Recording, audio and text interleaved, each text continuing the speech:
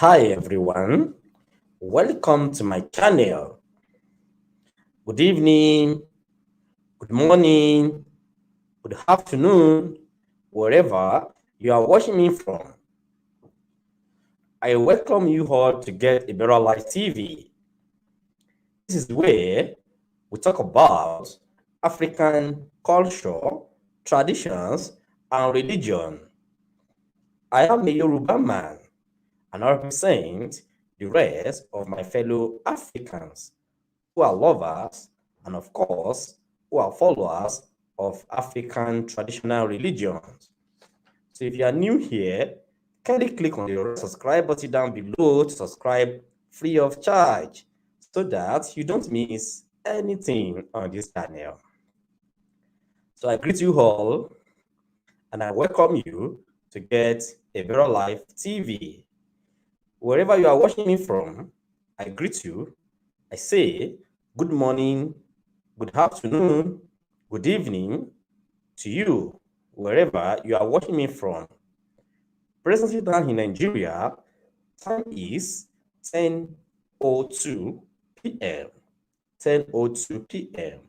So I greet you all and I thank you for showing me love on this channel. I thank you for watching my videos. So as you can see the topic underneath this video. So I'll be waiting for you guys to join this conversation so that we can talk about this topic together.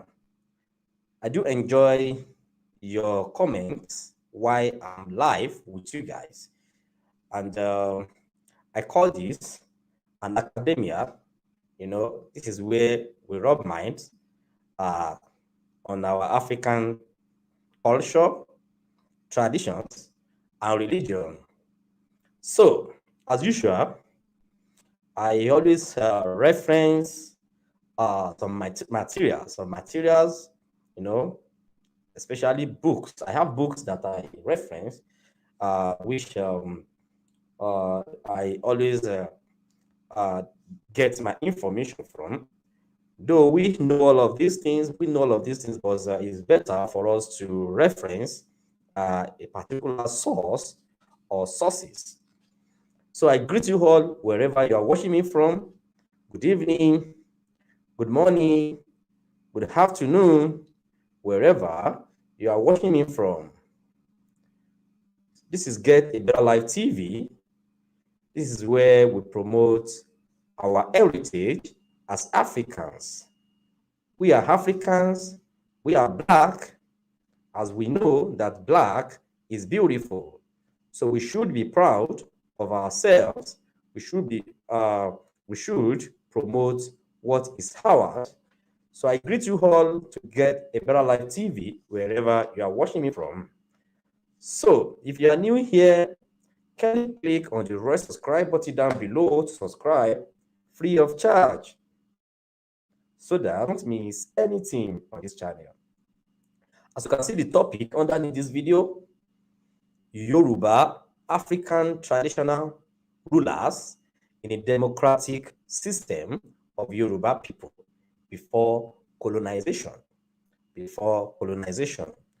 So when I say Yoruba, it's because I'm a Yoruba man, so I can comfortably speak about where I am from. And of course, I do say that we Africans, we are one, whether you're from Nigeria, or whether you are from Ghana, or whether you are from Kenya, or Benin Republic, wherever you are from, we are all Africans, and we have the same system of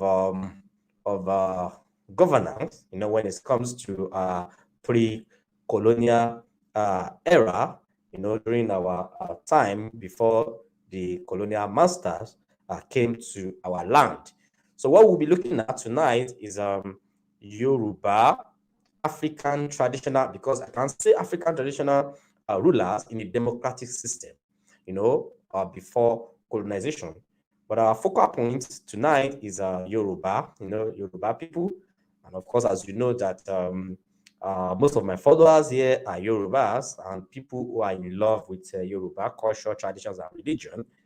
And as you know, that I talk in general, I talk about Africans in general, and I represent the rest of my fellow Africans on this page, even though I talk more of a Yoruba spirituality, but at the same time, we are all one. So I greet you all, wherever you are watching me from. What informed this topic is just some of us, Yorubas, we do not have an in-depth knowledge of our history, and many of us do not have that information about our system of governance before colonization, right? We adopted the system that we are using not too long ago. As you all know that before independence, before the slave masters came, we had our own way of governing ourselves as far as we are concerned in Africa and of course in Yoruba land. So that's what we'll be looking at tonight. It's very important, and this topic is very crucial, for the purpose of our coming generation, because this platform is going to be like an encyclopedia of our heritage, of our encyclopedia of our heritage, as far as our cultural traditions and religions are concerned. So I welcome you all to Get a Blood Life TV, wherever you're watching me from. For now, you guys are not available, but I will wait for you a bit. And I know for those of you who cannot join us live, I'm sure you are going to come back to watch this video. So this video will be a kind of a reference platform to whoever wants to know more about our culture, traditions, and religion. So I welcome you all wherever you're watching me from. As you can see, this topic is very important. This topic is just to educate ourselves. We shouldn't only talk about spirituality as well. I know we should as well talk about where we came from, how we started, and when you know your source, of course, you know how to identify yourself. Your history is very important. We have to know our history. We have to know the past. When you know the past, you can be able to predict your future. You can be able to predict your future. And this is the present time that we have now. We are in present time, and the future is the past is important for us to reference. Okay, and that is exactly why I have this topic. So as usual, I will be praying briefly so that, as I told you, that it's going to be my normal doctrine on this platform to always pray, to always put everything in the hands of Olodumare. We call our prayer Iwure in Yoruba land. We call it Iwure. So I pray in the name of Olodumare. I pray in the name of Olodumare, and I connect every one of you, including myself, to our orishas. We have 401 orishas as far as Yoruba spirituality is concerned.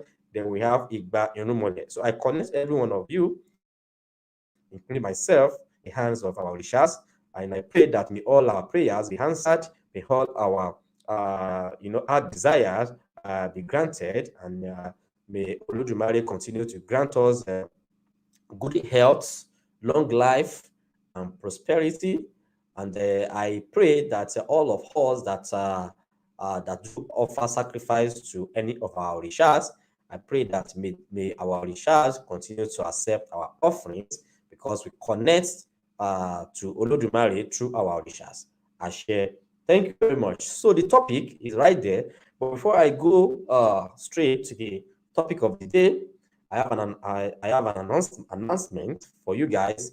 You remember that you could recall that I was present at Ogun Onire Festival 2022 on the 7th of this month. I was there, captured the whole event live and direct, and Osun Osogbo, we started Osun Osogbo's festival started on the 1st, and the grand finale will be on the 12th of this month.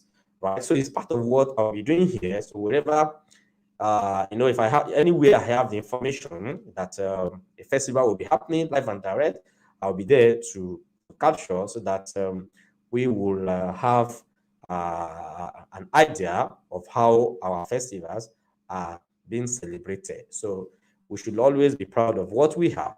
Now, another festival is coming up in Ado Ekiti. There's a festival coming up because this is a time that the different festivals will be happening in Yoruba land, because it's a time for New Yam season. So that is why we are having different kinds of festival in Yoruba land. So on 21st is Idiroko. We call it Idiroko in Ado Ekiti. So that is when Idiroko festival will be happening live and direct. Let me put the banner on the screen for you guys, for you to see. So this is it, Idiroko. Let me make it big for those of you who know about this festival. Idiroko is a festival, a very popular festival in Ado Ekiti. 2022 Idiroko Festival sequence of events, as you can see on the screen. So for those of you who want to join or who want to participate in this festival, as you can see on the screen, this is the event. It's a program of events, the sequence of events, as you can see. So it's starting on the 17th, Wednesday. This is a program from 10 a.m. to 12 noon. Daybreak Nigeria on KKTV, opening prayer, press conference. Then on the 18th of August, games, IU, Olokon and draft and youth, But the main deal, the real deal is on the 21st. On the 21st, which is grand finale, So that is for those of you who would like to go and witness this festival, especially the people from Ado Ekiti, as you can see. So you are all invited. So I will be there as well to capture on that last day. That is the grand finale. So this is part of our cultural heritage in Yoruba land. Okay. So guys, in case you want to know about, you want to have an information about this Idiroko, I think I have I think it's on the website. It's on Ekiti State website. Let me check. Let me go there and check. It's there. Let me check the website so that I can show you what Idiroko means to the people of Ado Ekiti. Let me just check the website and read it to you. Coming. So this is the website. Okay, this is the website. Yeah. This is the website. So if you want to know more about Idiroko, you can read along with me. Let me just read the first paragraph so that you guys will know what Idiroko means. Annually, the Idiroko Festival is celebrated in Ado Ekiti. It is the only festival apart from Ogun or Aitado, according to Ado Ekiti tradition, that brings all Ado Ekiti citizens, both at home and in the diaspora, together.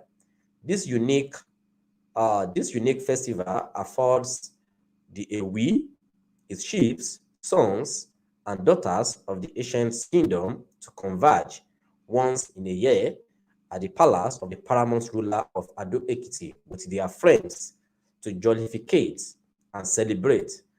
So let me just read the second paragraph before I go. Idiroko was established at about 1310 AD, during the reign of Oba Awamaro, the first Ewi in the modern and present day Ado Ekiti. It is the first day of Ado Ekiti, like the January 1st of modern calendar, you can see. So it is a day the people set aside for individuals to give thanks for his or our creator, Olorun, hence the nickname Olorun Borun Festival. That's another name for Idiroko. So that is it. And the word Idiroko is derived from the venue of the festival, which is converging under the big Iroko tree at the palace of the Ewi of Ado Ekiti. So Iroko is a Iroko tree. It derived its name from that particular tree, because that is where they do converge, to celebrate this festival. So the Iroko tree used to shield the people from the sun and its effects in those days. So that is it. I think that is okay for now. So for those of you who want to go there to celebrate, you can go there. So the grand finale of that festival is on 21st of this month. Though I will be there as well to just capture the event live and direct as usual. Thank you. Let's go to the business of the day. I have a chart that I will put in on the screen first. That chart will give you an idea of what Yoruba governance structure was before colonization, the pre-colonial structure of the way the people of Yoruba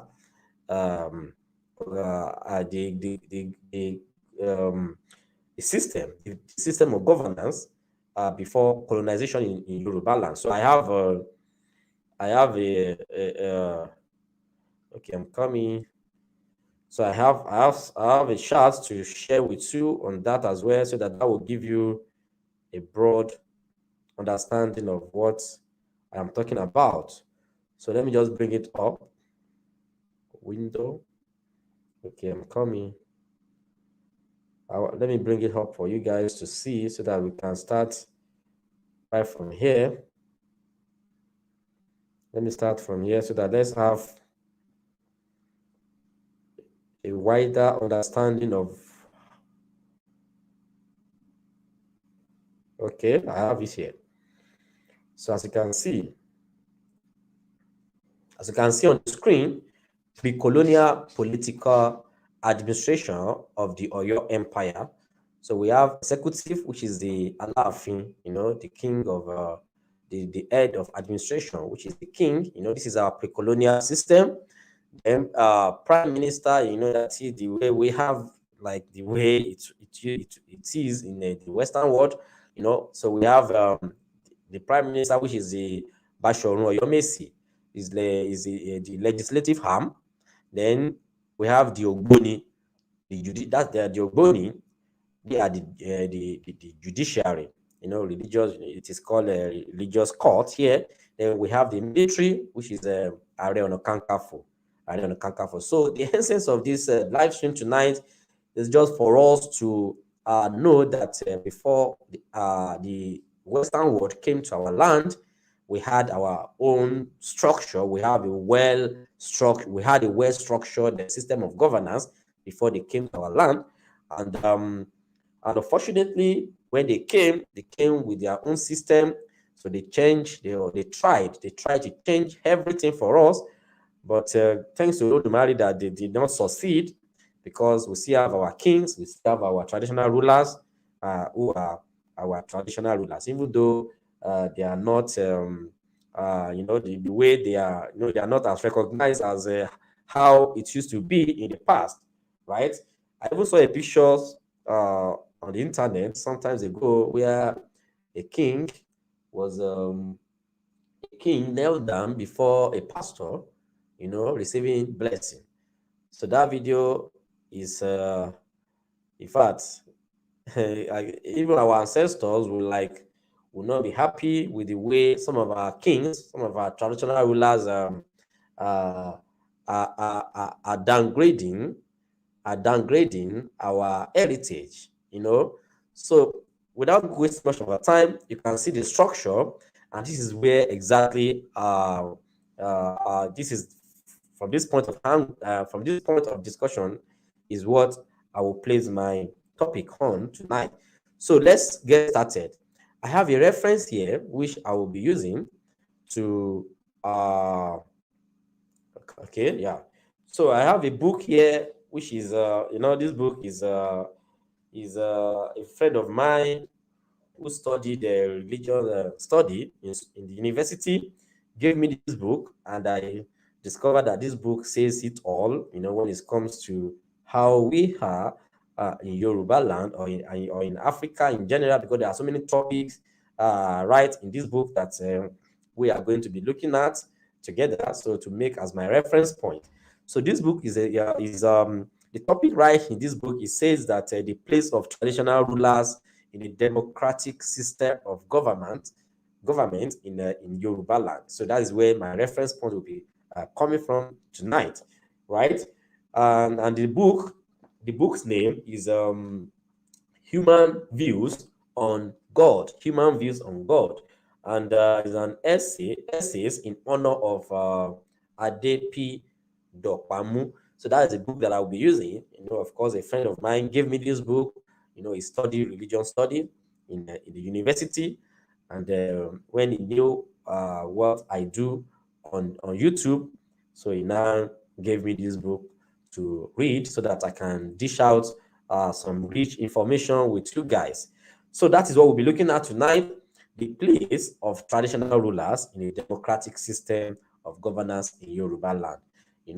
So the essence of this, as I said earlier, is for us to know that before the advent, before the Western world came to our land, we had our system, we had our well-structured system. Now, according to this book, it says that the traditional rulers in Yoruba land during the pre-colonial period had complete political, executive, legislative, and judicial powers. It's exactly what I just showed to you on the screen, that the system that we had before Western world came to our land, I just showed you. So this book says exactly what I'm talking about. So the traditional rulers in Yoruba land during the pre-colonial era. You know what pre-colonial era means, because that is before the colonial masters came to our land. That is what pre-colonial era means. Complete had. Had, it means that we used to have it, right? Political, executive, legislative, and judiciary. So we had that system before they came to our land. So in the legislative, the traditional rulers formulated rules and promulgated customary laws. The traditional rulers, they are the ones who formulate rules and laws, right? The legislative, that is the traditional rulers, because they are the authority when it comes to like the legislative arm, according to what this book is saying. So let me just read further so that I can get some point to explain. In the executive, they undertook community works by acting as modern police force. You can see, so the executive execute the laws, and they act as a modern police. They has as a modern police. The modern police that they are talking about now, this book is talking about, is the policing system that we have today. Our ancestors had the same thing before they came to our land. So in the judiciary, they administer justice in the community. The judiciary, they are, just as we have now in this, the system that we have now is the system of the British system that we are using. No, I think it's our American system now, that we have a president, we have the legislative arm, and we have National Assembly and thereabout. So this system, we had the same system before they came to our land, and that is exactly what this book is saying. So in the executive, they undertook community works by acting as modern police force. In the judiciary, they administer justice in the community and religiously. They serve as high priest of all the court, and they are the Ogboni that I told you. I showed you the chart on the screen. So the Yoruba place on the Yoruba palace, on the other hand, is a converging point of people's interest. We had a palace, though we still have palaces today, but in the olden days, our palace is where we converge. We used to converge, for people for our elders, or even the youth.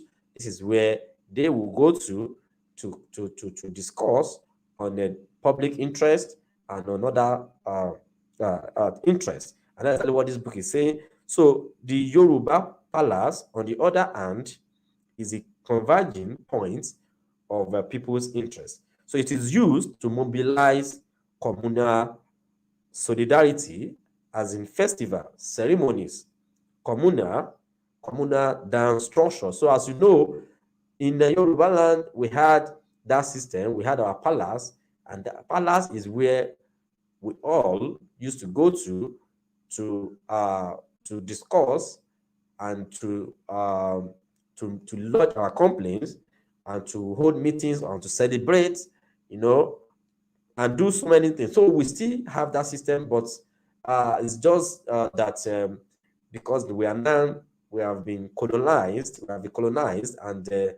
what we have now is just very um, a little system of traditional system. That is exactly what we have now. So what we are doing now is more of the Western system of governance, right? So in the past, we had a well-structured system before the colonial master came, and that is why they succeeded in giving us their own belief system when it comes to religion, and even their own system of governance in general.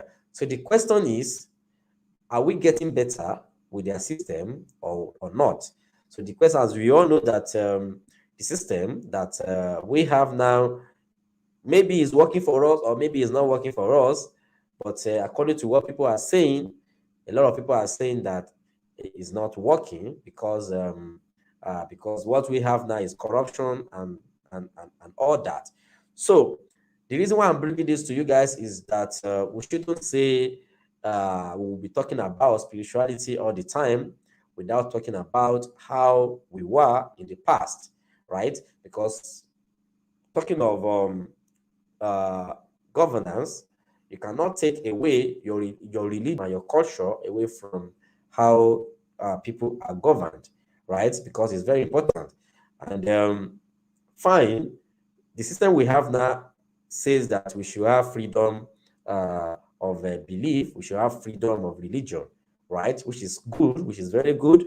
But at the same time, um, if we are talking about our religion, of course, we should be talking about our system of governance.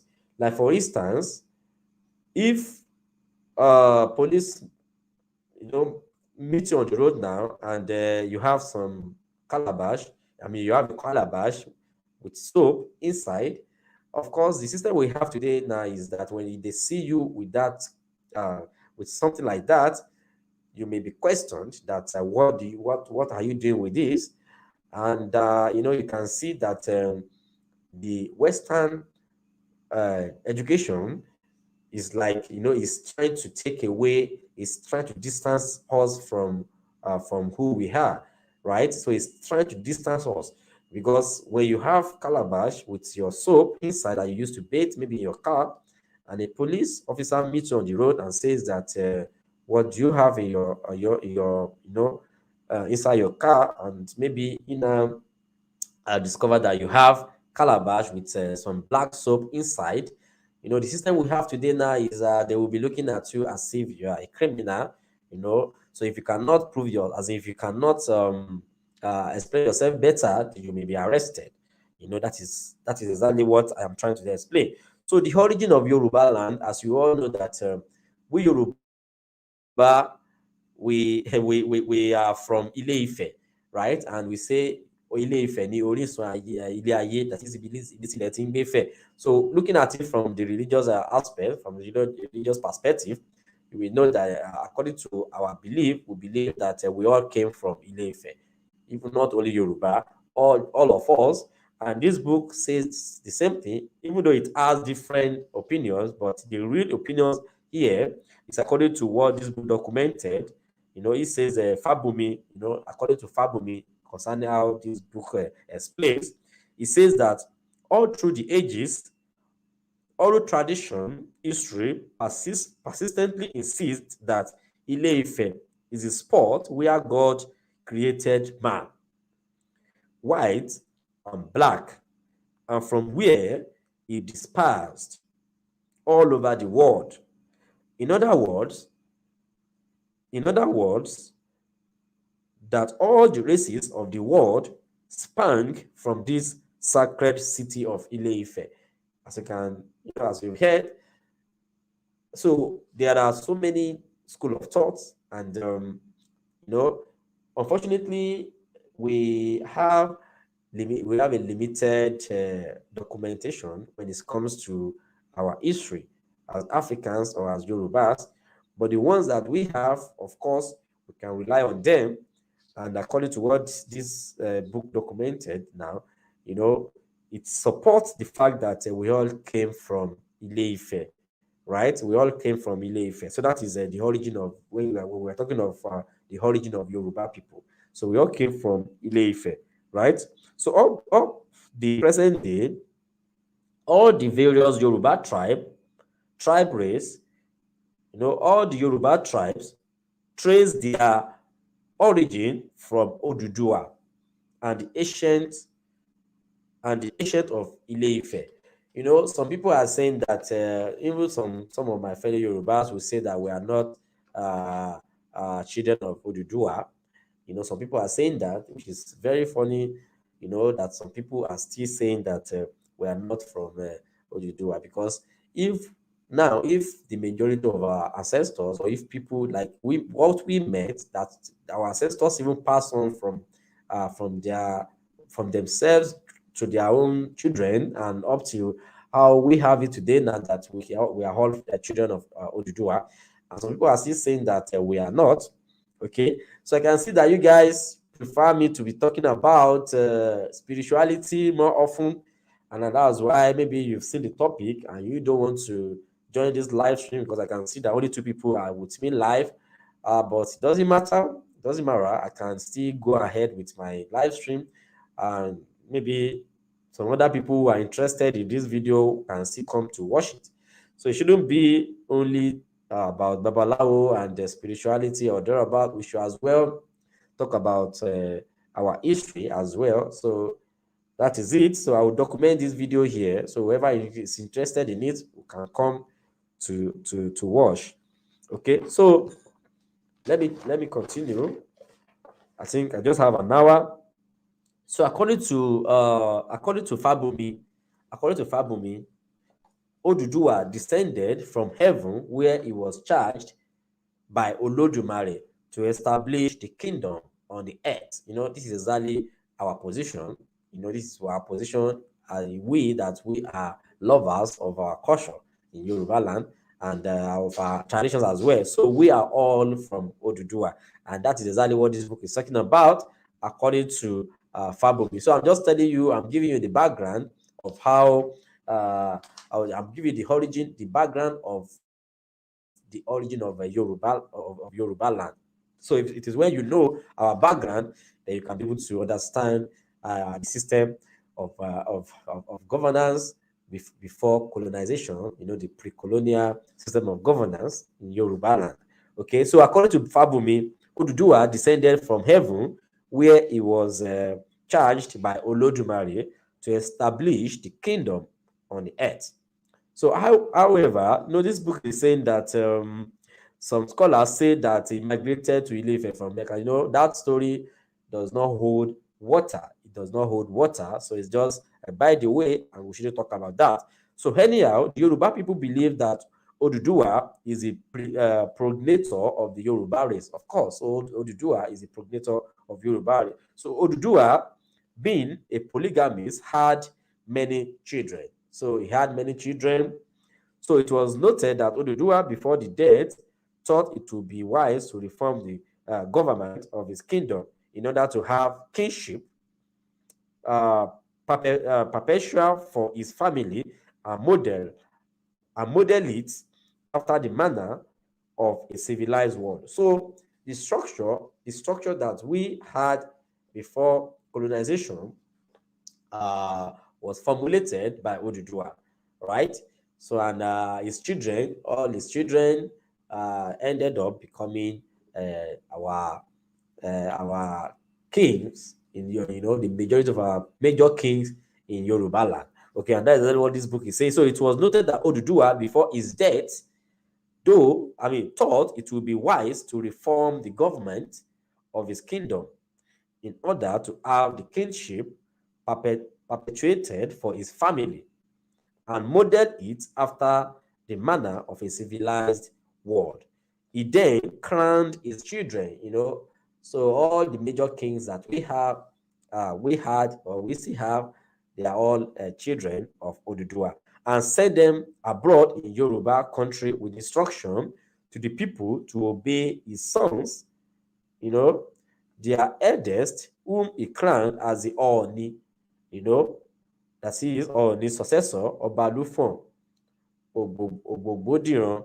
So the Yoruba nation, that is the children of Oduduwa, comprises some 26 tribes whose names in the alphabetical order are as follows. So according to this book, because this book was compiled by professors, all right? So it's not just a book that we can say is making things up. So let me just state the 20, that is the 20, how many numbers? So he then crowned his children and sent them abroad in Yoruba country, which with instruction to the people to obey his sons. So their eldest, whom he crowned as the Oni successor. The Yoruba nation, that is the children of Oduduwa, comprises some 26 tribes. So let us check the 26 tribes, whose name in the alphabetical order are as follows: the Afemis, the Akokos, the Ekos, that is Lagosians, the Ifoyins, the Ifes, the Igbo Monas, yes, the Ijebus, the Ijeshas, the Ikales, the Ilajes, the Ilorins, the Ipokaras, the Ishekiris, the Iyagba, the Kabas, the Ketus, the Ondos, the Owos, the Oyos, and the Remos, that is Remo. They all claim Ife as their source and origin, right?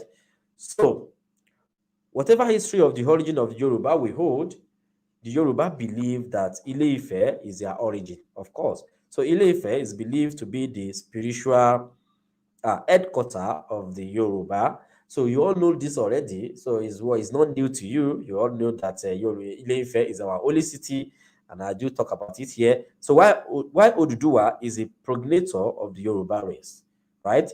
That explains the popular saying Yoruba Omo Oduduwa. So that is why we call ourselves Yoruba Omo Oduduwa. So we are all children of Oduduwa.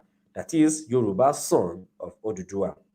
Again, the Yorubas states share many things in common with each other, especially in the area of culture, religions, political organizations, agriculture, and economic system. So by the 18th century, Oyo had become the most powerful Yoruba kingdom. The Oyo kingdom is our, you can say Oyo is our defense headquarter. That is Oyo, Alaafin, they are warriors. And that is what we know Oyo for. So Oyo had become the most powerful Yoruba kingdom.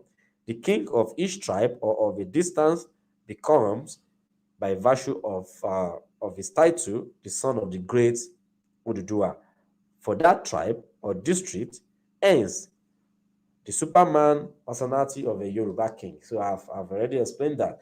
Now, let me now go to the real deal here, because any moment from now, I will be through with this live stream.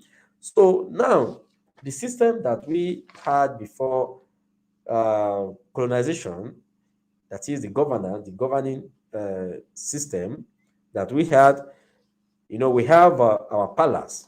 We have the palace, which is the traditional place is known as Afin. So we know we have palace, which is we call Afin, And the meaning of Afin is, the king has the place is called Afin. However, the Afin at Oyo is also particular. Afin is our palace, is where king is the home of our obas. That is where you see the king. So that's what we call it Afin. So the traditional Yoruba place is known as Afin. Every Yoruba king has an Aafin. So the place is called Aafin Kabiesi. So that is what we call the palace, Aafin Kabiesi. So, however, the Aafin at Oyo is also spectacular in itself, that Oba of the town is known as the Aafin, or the owner of the palace. So Oyo Alaafin, and what the meaning of Oyo Alaafin is, that is the owner of the palace. So no other Oba in Yoruba land is so directly described. So the present Aafin at Oyo is a small-scale replica of the fabulous one at the old Oyo uh, kingdom. So the first palace building was traced to Ile-Ife, which has been popularized as a cradle of the. So that is taking. So the reason for building palaces, what is the reason for building palaces?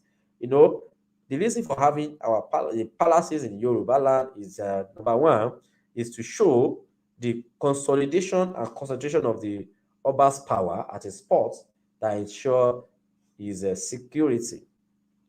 Then the palace was intended to prevent power-drunk claimants to the throne from plotting against the Oba.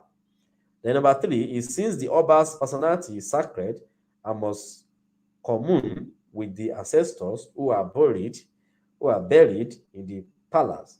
So the Oba must live perpetually with his predecessors, from who he would derive the knowledge and wisdom to govern the people. Right?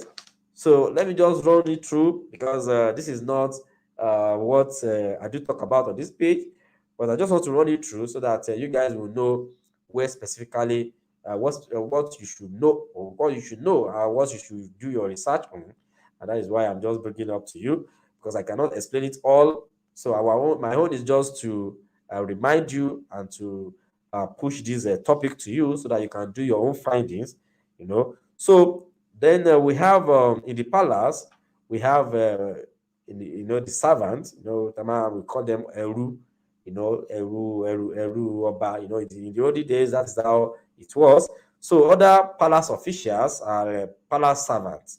The palace servants are referred to as the Emese, or Omode Owa, among the Ijesha, Ekiti, and Ife. And they maintain the palace. The servant, the Eru, àwọn Eru Ọba, Eru Láàfin. So they maintain the palace, protecting the palace, acts as a link between him and his subjects, and they protected the king against the danger of food poison. That is one of the officials of the palace. So the àwọn Eru Ọba, right? Then bad magic, physical assault, they are there to just hang around to protect the king. Then Oyomesi, they are the king's makers. Oyomesi are the king makers. They serve as check and balance to the king. They are the legislative, judiciary arm of government. Then we have Are Ona Kakanfo. Are Ona Kakanfo is the head of army, usually called Bashorun. So then we have Aremo. So Aremo Oba, Yoruba land, we do place high importance on Aremo. The Aremo Oba is the first male child of the king. So, and he is one of the recognized official in the palace. So Aremo, we call him Aremo. So he must watch his father's step and learn more on how to govern the territory in the father's father's absence. So Aremo is is seen to be the one who can who can take after his father. Maybe you can become a king one day as well. So we call the first son of the king Aremo, and is a very important official in the palace as well. Then we have a Shaw. We have a Shaw who they were commanders. They are the guide in the palace. Then we have the praise singers. We have praise singers. I want to the people that do praise the king. These are the people we have in the palace. Then let's talk about the check and balance check and balance on the. So the topic is all about the system of governance before the colonial masters came to our land.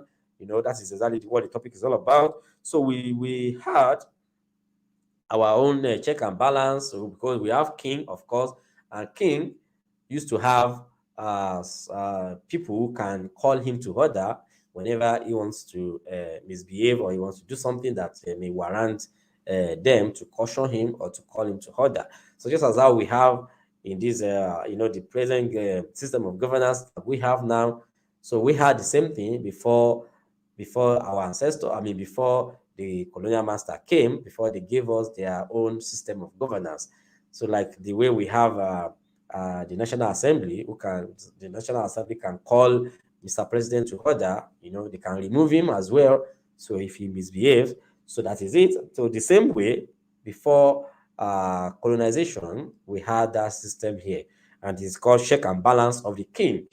So there were a series of religious sanctions and beliefs which helped to restrain the power of the Alaafin.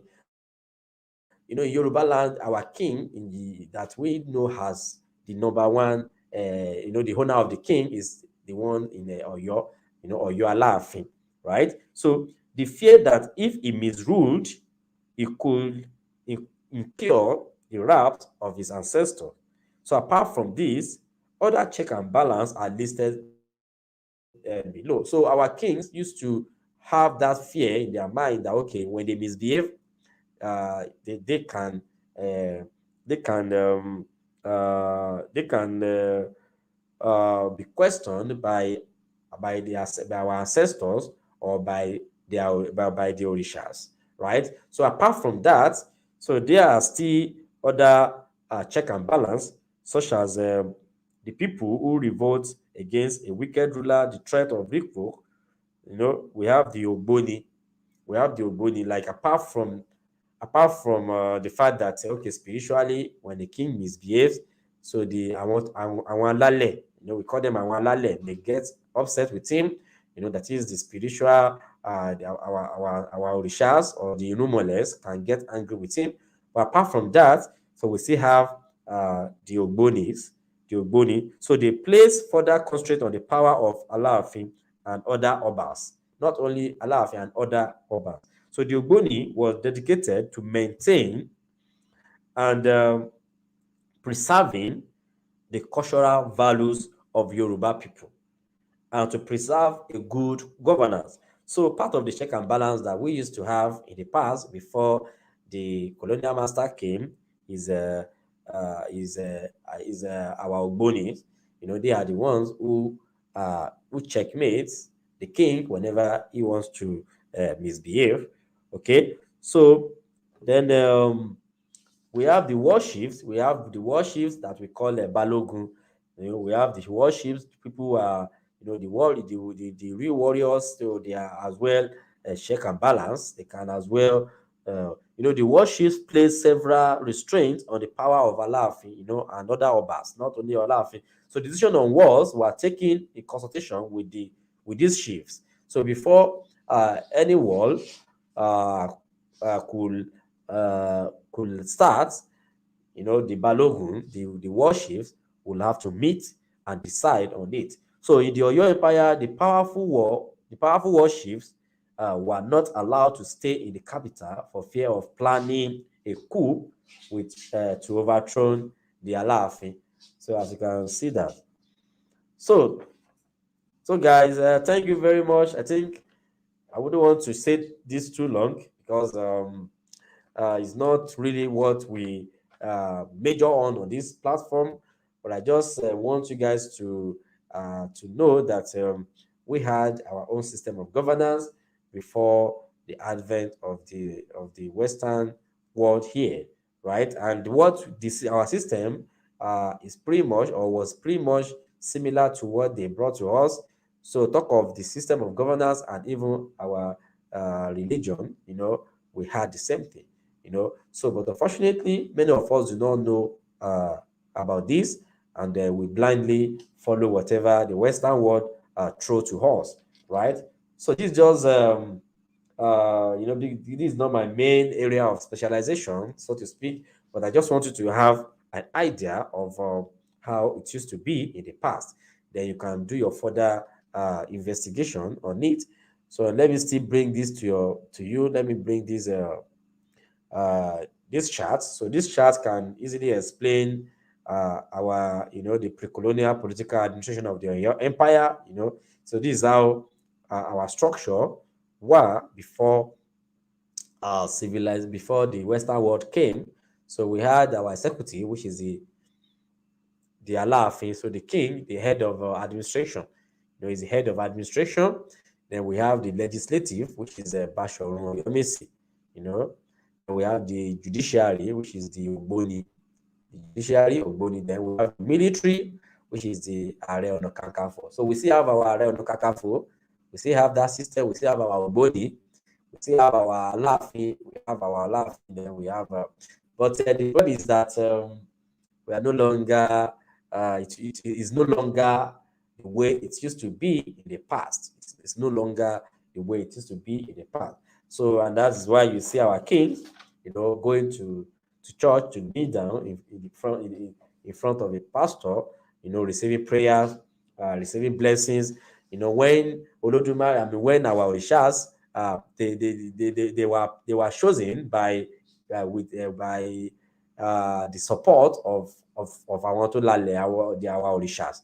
But now they now ended up going to the church to kneel down, because for a king to kneel down in the presence of a pastor, you can see that it's so very very funny. Okay, so guys, thank you very much. So for those of you who missed this show from the beginning, you can go back to watch it. You can go back to watch it. So I just brought this to you so that you can have an idea, in case you want to do your research, you want to do your findings on how our system of governance were in the past before the Western world came. So you can go online to search, to do more research on that. So thank you very much. Thank you. So tomorrow we'll continue with the story of our Orishas, and more on Yoruba spirituality. Thank you, thank you, thank you. So tomorrow, Oshogbo will continue from tomorrow. So then on 12th of this month is the grand finale. That is next tomorrow. So thank you very much. Thank you, thank you, thank you, thank you. Even though you guys do not want to hear another thing, except spirituality, babalawo, ifa, and stuff like that, it's fine. It's fine. But once in a while, I'll be bringing something like this to you so that we can educate ourselves, and we can, because it's very important. It's very, very important. So we should as well talk about the academia aspect of our spirituality, of our tradition as well. It's very important, so that we can equip ourselves. We can equip ourselves with information, with enough information. So whenever someone is trying to challenge you or to confuse you, okay. So it's very important. Let us let it be part of our of what we do. Let's researching be part of what we do on daily basis. We have Google. You can go online, search, type whatever you think of. If you have any question, do not ask anybody. Go online to ask, so that you can go deep and find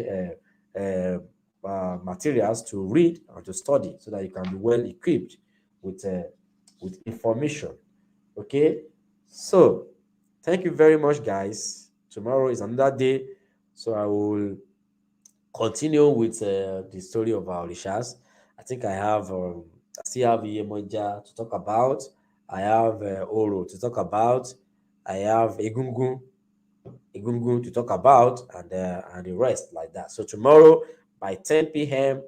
So I'll continue with the story of our Orishas that I have been sharing with you. So I'll meet you tomorrow in Oshun. Oshogbo, Osun State. So thank you very much. See you tomorrow. See you tomorrow, and bye for now.